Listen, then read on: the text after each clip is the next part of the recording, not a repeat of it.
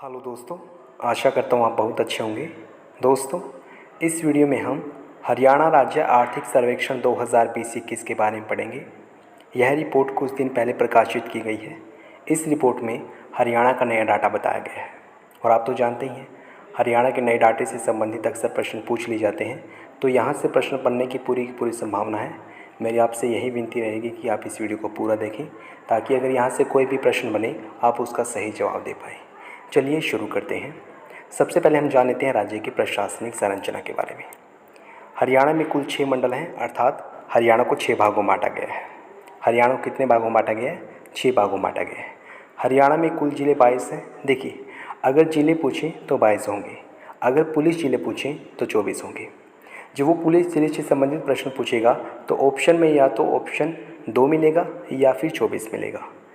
अगर 24 मिलता है तो आप 24 पे क्लिक करना, अगर 2 मिलता है तो 2 पर क्लिक करना। और 2 पुलिस ज़िले कौन कौन से हैं? हांसी और मानेसर। तहसील 94 हैं। एक नई तहसील बनी है पंचकुला में, रायपुर रानी नई तहसील है। कुल तहसील कितनी है? 94। उप तहसील 49 हैं। उपमंडलों की बात करें तो 74 उपमंडल हैं। आपको इस डाटा को एज इट इज़ याद रखना है, यहाँ से प्रश्न बनने की संभावना है। आइए बढ़ते हैं आगे। दोस्तों, इस स्लाइड में जो कुछ भी बताया गया है उसको समझाने से पहले मैं आपको जीडीपी के बारे में बताऊंगा, यानी कि सकल घरेलू उत्पाद के बारे में, ताकि हम इस स्लाइड को अच्छे से समझ सकें। जीडीपी यानी कि ग्रोस डोमेस्टिक प्रोडक्ट, अर्थात सकल घरेलू उत्पाद क्या होता है? इन सिंपल लैंग्वेज, एक राज्य में जो भी सर्विस प्रोवाइड करवाई गई है, जो भी उत्पादन किया गया है, उसका अंतिम मूल्य जीडीपी कहलाता है। Let me repeat once again, एक राज्य में जितनी भी वस्तुओं का उत्पादन किया गया है, जो भी सेवाएं उपलब्ध करवाई गई हैं, उनका अंतिम मूल्य, उनका बाजार मूल्य क्या कहलाता है? जीडीपी कहलाता है। जीडीपी को हम 2 तरीके से माप सकते हैं, स्थिर मूल्यों के आधार पे और चालू मूल्यों के आधार पे। जब हम स्थिर मूल्यों के आधार पे जीडीपी को मापते हैं तो हम एक बेस ईयर डिसाइड करते हैं। वर्तमान में हमने 2011-12 का बेस ईयर डिसाइड कर रखा है और उसी के आधार पे हम जीडीपी को मापते हैं, स्थिर मूल्यों के आधार पे। चालू मूल्यों के आधार पे वर्तमान में जो मार्केट मूल्य है उसके आधार पे जीडीपी को मापा जाता है। आशा करता हूँ आपको समझ में आ गया होगा। अब आइए जान लेते हैं राज्य की जीडीपी में किस क्षेत्र का कितना योगदान है। कृषि और संबंधित क्षेत्र का योगदान है 18.9%। उद्योग क्षेत्र का योगदान है 30.2% और सेवा क्षेत्र का योगदान है 50.9%। मैं आपको एक बात और बताना चाहूँगा, इन सेक्टर्स को अलग अलग नामों से जाना जाता है। जैसे कृषि और संबंधित क्षेत्र को प्राइमरी सेक्टर बोला जाता है। और प्राइमरी सेक्टर का कितना योगदान है भारत की जीडीपी में, हरियाणा की जीडीपी में। यहाँ पर बात हरियाणा की जीडीपी की हो रही है, ना कि भारत की जीडीपी की। तो हरियाणा की जीडीपी में प्राइमरी सेक्टर अर्थात कृषि एवं संबंधित क्षेत्र का योगदान कितना है? 18.9%। उद्योग क्षेत्र को सेकेंडरी सेक्टर भी बोल दिया जाता है और सेकेंडरी सेक्टर का योगदान है 30.2%। सेवा क्षेत्र यानी कि सर्विस सेक्टर को थर्ड सेक्टर भी बोल दिया जाता है और थर्ड सेक्टर का योगदान है 50.9%। यानी कि थर्ड सेक्टर का सबसे ज़्यादा योगदान है और प्राइमरी सेक्टर का सबसे कम योगदान है। बट हमारे हरियाणा में एक समय ऐसा था जब प्राइमरी सेक्टर यानी कि कृषि का सबसे ज़्यादा योगदान होता था राज्य की जीडीपी में, और वो टाइम था वर्ष 1969-70 का। वर्ष 1969-70 में हरियाणा की जीडीपी में सबसे ज़्यादा योगदान कृषि क्षेत्र का होता था। कितना? 60.7%। 60.7% योगदान होता था जब हरियाणा बना था, उस समय कृषि के क्षेत्र का। ठीक है ना। आइए बढ़ते हैं अगली स्लाइड पर। प्रति व्यक्ति दूध उपलब्धता है 1142 ग्राम, यानी कि 1 किलोग्राम 142 ग्राम प्रति व्यक्ति दूध उपलब्धता है। प्रति व्यक्ति को इतना दूध मिलता है। आपको ये फैक्ट ज़रूर याद रखना है, ये एग्ज़ाम में पूछा जा सकता है। अब आइए जान लेते हैं हरियाणा के किन ज़िलों में कौन सी फसल का अधिकतम उत्पादन किया जाता है। बट उससे पहले मैं आपको फसलों के बारे में थोड़ा बताना चाहूँगा। अगर आपको ये फैक्ट्स याद हैं तो आपके रिवाइज हो जाएंगे, अगर याद नहीं है तो आप इनको नोट कर सकते हो, मैं जल्दी बता दूँगा। ठीक है ना। देखिए, फसलें 4 प्रकार की होती हैं, रबी फसल, खरीफ फसल, जायद फसल और नकदी फसल। रबी फसल को आषाढ़ी फसल भी बोला जाता है। अक्टूबर महीने में ये बोई जाती हैं और मार्च अप्रैल में काटी जाती हैं। गेहूँ, जौ, चना, चावल, सरसों, मटर, आलू, राई, ये सारी की सारी रबी फसलें हैं, यानी कि आषाढ़ी फसलें हैं। खरीफ की फसलों को सावनी फसलें भी बोला जाता है और खरीफ की फसलें जून जुलाई में बोई जाती हैं, सितंबर अक्टूबर में काटी जाती हैं। खरीफ की फसलों की बात करें तो चावल, कपास, मक्का, बाजरा ये सारी की सारी खरीफ की फसलें हैं। जायद फसलें, जायद फसलों को चारा फसलों के नाम से भी जाना जाता है। रबी और फसल के बीच के टाइम में इनको बोया जाता है और इन फसलों में हम रखते हैं तरबूज, खीरा, ककड़ी और खरबूजा को। नकदी फसलों की बात करें तो व्यापार के उद्देश्य से ये फसलें बोई जाती हैं। कपास और गन्ना नकदी फसलें हैं। हालांकि हम कपास को खरीफ की फसल भी मानते हैं, लेकिन नकदी फसल भी मानते हैं क्योंकि व्यापार के उद्देश्य के लिए ये बोई जाती है। अब आइए देख लेते हैं हरियाणा के किस जिले में किस फसल का उत्पादन सबसे ज़्यादा होता है। हरियाणा में बोई जाने वाली सबसे पहली फसल है, यह सबसे ज़्यादा फसल है गेहूँ। गेहूँ का उत्पादन सबसे ज़्यादा होता है। गेहूँ सबसे ज़्यादा कहाँ पर उगाई जाती है? सिरसा में। खरीफ की फसलों में सबसे ज़्यादा उत्पादन चावल का होता है और चावल सबसे ज़्यादा करनाल में उगाया जाता है, इसलिए करनाल को चावल का कटोरा या फिर धान का कटोरा भी बोला जाता है। और पिछली वीडियो में हमने ये बताया था कि करनाल में नाबार्ड के द्वारा एक बागवानी प्रोजेक्ट लगाया जा रहा है जो कि चावल से संबंधित है। आप उस फैक्ट को भी याद रखना। अगर आपने नहीं देखी है वो वीडियो तो आप देख सकते हो, वहाँ पर मैंने इसके बारे में डिटेल में बताया है। वो फैक्ट भी ज़्यादा इंपॉर्टेंट है, तो यहाँ पर आपको कन्फ्यूज़ नहीं होना है। अगर पूछा जाए हरियाणा में पैदा होने वाली सबसे ज़्यादा फसल कौन सी है? गेहूँ। कहाँ पर होती है? सिरसा में। अगर पूछ ले जाए खरीफ की फसल सबसे ज़्यादा कौन सी होती है? चावल। कहाँ पर? करनाल में। गन्ने का सबसे ज़्यादा उत्पादन होता है यमुनानगर में और कपास का सबसे ज़्यादा उत्पादन होता है सिरसा में। यानी कि गेहूँ भी सबसे ज़्यादा सिरसा में होती है और कपास भी सबसे ज़्यादा सिरसा में होती है। आइए बढ़ते हैं आगे। सर्वाधिक सरसों का उत्पादन भिवानी जिले में होता है। पहले सबसे ज़्यादा सरसों महेंद्रगढ़ में होती थी, लेकिन वर्तमान में भिवानी जिले में सबसे ज़्यादा सरसों होती है। मसाले की बात करें तो सबसे ज़्यादा मसाला लहसुन होता है। पहले हल्दी होता था सबसे ज़्यादा, लेकिन अब कौन सा होता है? लहसुन। और आपको बता दें कि लहसुन के सबसे पुराने प्रमाण बालूगांव कैथल से मिले हैं। लगभग 50,000 पुराना प्रमाण है ये, जो कि बालूगांव कैथल से मिला है। आपको ये भी बात याद रखनी है। बाजरा की बात करें तो बाजरा सबसे ज़्यादा महेंद्रगढ़ में बोया जाता है। बाजरा कहाँ बोया जाता है? महेंद्रगढ़ में बोया जाता है। और बाजरा कैसी फसल है? खरीफ की फसल है। देखिए, बाजरा पहले सबसे ज़्यादा भिवानी में होता था, लेकिन अब महेंद्रगढ़ में होता है। लेकिन सबसे ज़्यादा सरसों पहले महेंद्रगढ़ में होती थी, अब भिवानी में होती है। कन्फ्यूज़ नहीं होना, ठीक है। औषधीय एवं सुगंधित पौधों की बात करें तो सबसे ज़्यादा एलोवेरा होता है। औषधीय एवं सुगंधित पौधों में हरियाणा में सबसे ज़्यादा कौन सा पौधा होता है? एलोवेरा, जिसको हम अपनी भाषा में ग्वारपट्टा भी बोल देते हैं।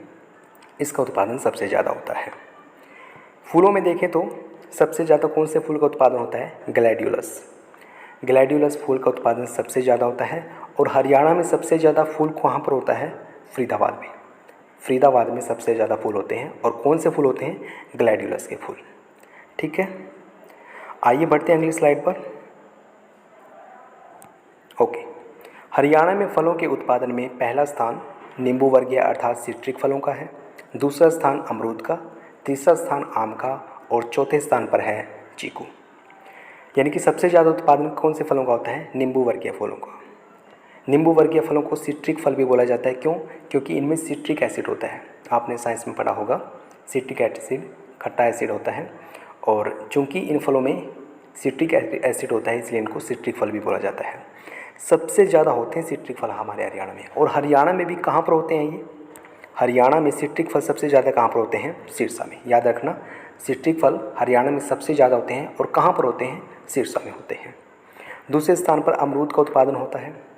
अमरूद कहाँ पर होता है सबसे ज़्यादा? झज्जर में। तीसरे स्थान पर आम का उत्पादन होता है और आम सबसे ज़्यादा यमुनानगर में होते हैं। अगर आपको यमुनानगर ऑप्शन में ना मिले तो आप अम्बाला के साथ जा सकते हैं। अगर यमुनानगर ना मिले, असल में यमुनानगर मिलेगा, अगर ना भी मिले तो आप अम्बाला पर क्लिक कर सकते हैं। चौथे स्थान पर चीकू का उत्पादन होता है। मैंने चीकू आपके लिए छोड़ा है।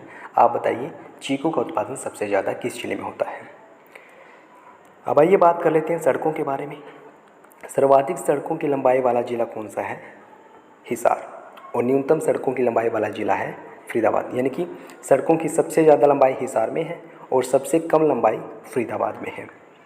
आप ऐसे याद रख सकते हैं कि फरीदाबाद सबसे छोटा जिला है। क्षेत्रफल के हिसाब से फरीदाबाद सबसे छोटा जिला है हरियाणा का। अगर सबसे छोटा जिला है तो सड़कें भी वहाँ पर छोटी छोटी होंगी। तो न्यूनतम सड़कों की लंबाई वाला जिला कौन सा है? फरीदाबाद। राज्य में पक्की सड़कों का सर्वाधिक घनत्व अम्बाला में है। आप घनत्व के बारे में जानते हैं ना, किसी चीज़ में कोई चीज़ कितनी है। Let me repeat once again,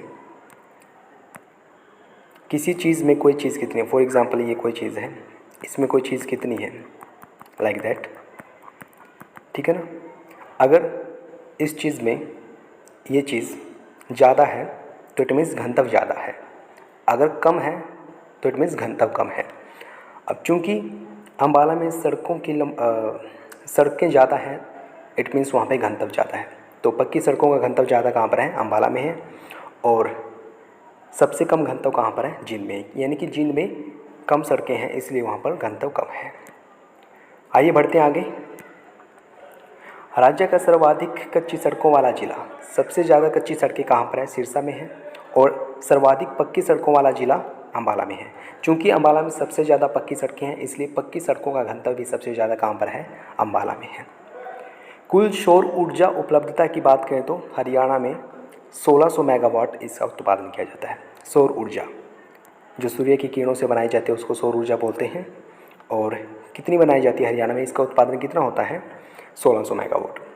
आपको ये भी याद रखना कि अंतर्राष्ट्रीय सौर गठबंधन का मुख्यालय गुरुग्राम में है। ये प्रश्न बहुत बार पूछा गया है। अंतर्राष्ट्रीय सौर गठबंधन का मुख्यालय कहाँ पर है? गुरुग्राम में है। आइए आगे बढ़ते हैं। आर्थिक सर्वेक्षण 2020-21 के अनुसार हरियाणा राज्य में कुल 59 हर्बल पार्क हैं। हर्बल पार्क कितने हैं? 59 है। ये बहुत ही इम्पोर्टेंट फैक्ट है, याद रखना।